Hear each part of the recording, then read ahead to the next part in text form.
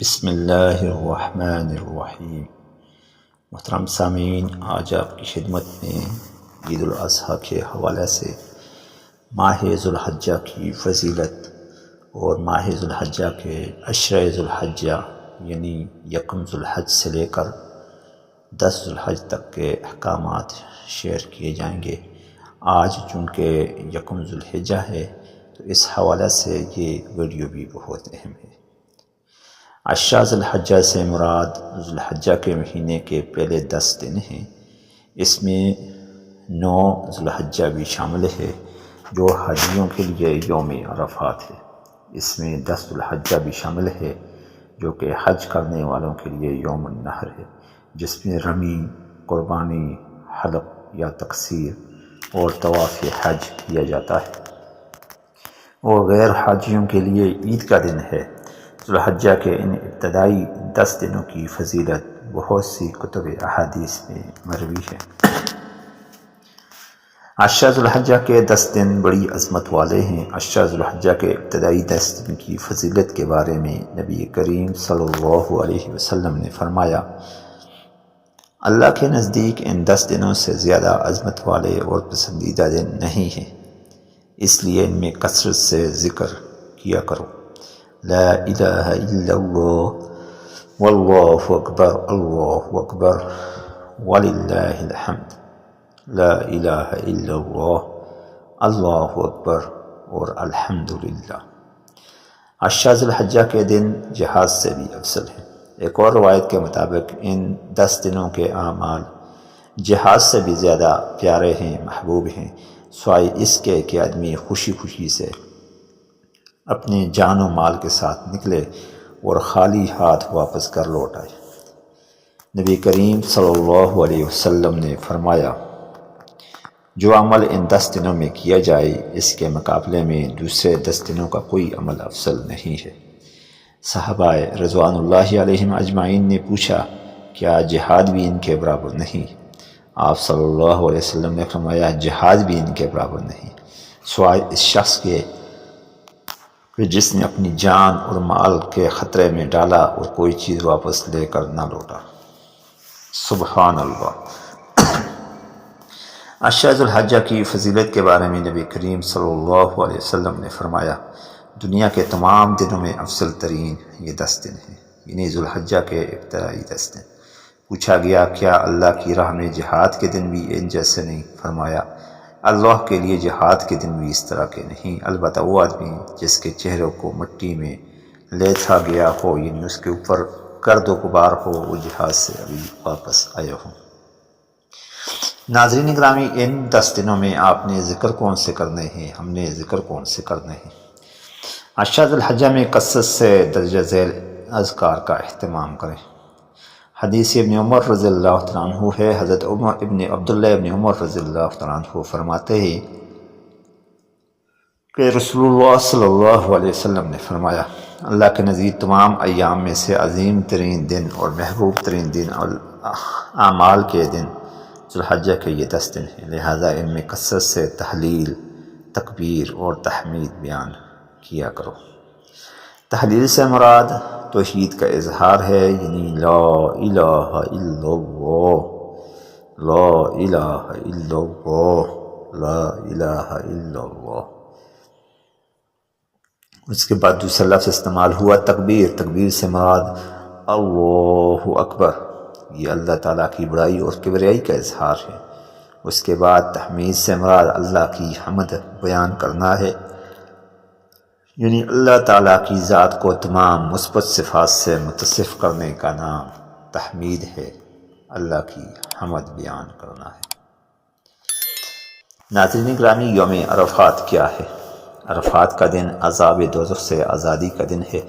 رسول اللہ صلی اللہ علیہ وسلم نے فرمایا، اس دن یعنی عرفات کے علاوہ کوئی دن ایسا نہیں جس میں اللہ بندوں کو عرفات کے دن سے زیادہ دوزخ سے آزاد کرتا ہے۔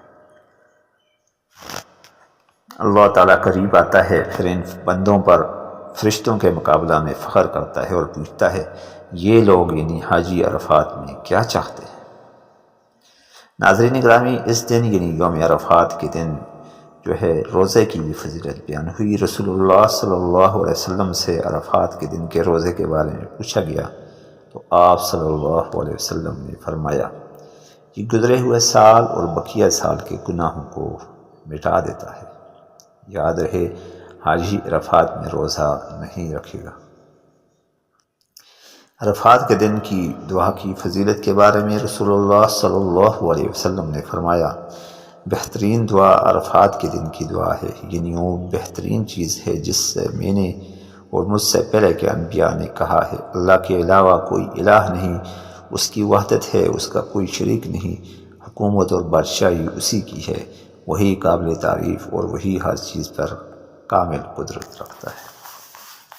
ناظرین گرامی، غیر حاجی افراد کے لیے عرفات یا 9 ذی الحجہ کا جو روزہ ہے وہ مسنون ہے۔ غیر حاجی کے لیے عرفات کا روزہ مسنون ہے۔ حدیث میں ہے کہ صوم یوم النحر یکفر سنتین، یعنی عرفات کے دن کا روزہ گزشتہ اور آئندہ یعنی 2 سال کے صغیرہ گناہوں کو مٹا دیتا ہے۔ یہ صحیح مسلم کی حدیث ہے، حدیث نمبر 1162۔ ساتھ یہ بھی واضح ہے کہ حاجی جو ہوگا، حج کرنے والا جو ہوگا، وہ عرفات کے دن کا روزہ نہیں رکھے گا۔ عرفات کا دن اور یوم النحر یعنی 10 ذی الحجہ اور ایام تشریق کے دن ہم مسلمانوں کے لیے عید کے دن ہیں، لہذا یہ کھانے پینے کا دن ہے، لہذا ان میں روزہ رکھنا بھی درست نہیں ہوگا۔ ام المومنین حضرت میمونہ سے بھی اسی طرح کے مضمون نقل ہوا ہے۔ حضرت میمونہ اور حضرت ام فضل رضی اللہ تعالیٰ عنہما آپس میں بہنیں تھیں۔ معلوم ہوتا ہے کہ دونوں بہنوں نے باہمی مشورے سے آپ صلی اللہ علیہ وسلم کی خدمت میں دودھ بھیجا تھا کہ معلوم کیا جائے کہ آپ صلی اللہ علیہ وسلم روزے سے ہیں یا نہیں۔ رسول اللہ صلی اللہ علیہ وسلم نے عرفات کے دن روزہ نہیں رکھا۔ آپ صلی اللہ علیہ وسلم کو دودھ پیش کیا گیا تو آپ صلی اللہ علیہ وسلم نے فرمایا لوگوں نے عرفہ کے دن نبی کے روزے میں شک کیا تو حضرت میمونہ نے آپ کے پاس دودھ کا پیالہ بھیجا جبکہ آپ عرفہ میں ٹھہرے ہوئے تھے۔ آپ صلی اللہ علیہ وسلم نے اس میں سے دودھ نوش فرمایا جبکہ لوگ آپ کو دیکھ رہے تھے۔ گویا کہ رسول اللہ صلی اللہ علیہ وسلم نے عرفات کے دن روزہ رکھنے سے منع فرمایا۔ 10 ذی الحجہ یعنی حج اکبر کا دن رسول اللہ صلی اللہ علیہ وسلم نے 10 تاریخ کو سرخ اونٹنی پر بیٹھ کر خطاب فرمایا۔ یوم النحر یعنی 10 ذی الحجہ کا دن بھی یوم الحج اکبر ہے۔ 10 تاریخ کو حاجی 4 اہم ترین کام ترتیب سے سر انجام دیتا ہے۔ جمرہ عقبہ کی رمی، پھر قربانی کرتا ہے، پھر سر منڈوا کر غسل کرتا ہے، پھر کپڑے بدل کر مکہ جا کر طواف کرتا ہے۔ عوام ناس میں یہ بات مشہور ہے کہ اگر جمعہ کے دن یوم عرفات ہو جائے تو ایسے حج اکبر ہے، لیکن اس کے لیے کوئی پختہ دلیل قرآن و حدیث میں موجود نہیں ہے۔ ہر سال حج اکبر ہوتا ہے اور ہر سال کو 10 ذی الحجہ کا دن ہی حج اکبر ہوتا ہے۔ 10 ذی الحجہ کی فضیلت کے بارے میں آپ صلی اللہ علیہ وسلم نے فرمایا بلا شبہ اللہ تعالیٰ کے نزدیک عظیم ترین دن 2 ہیں، نہر کا دن یعنی 10 ذی الحجہ کا دن اور اس کے بعد 11 ذی الحجہ کا دن۔ یہ 2 دن آپ صلی اللہ علیہ وسلم نے فضیلت والے قرار دیے۔ اس کے علاوہ بعض لوگوں کے ہاں یہ بھی ہے کہ 10 ذی الحجہ یعنی 1 ذی الحجہ سے 10 ذی الحجہ تک بال نہ کاٹیں، تو اس کے بارے میں کیا حکم ہے؟ ایک سائل نے سوال کیا تھا۔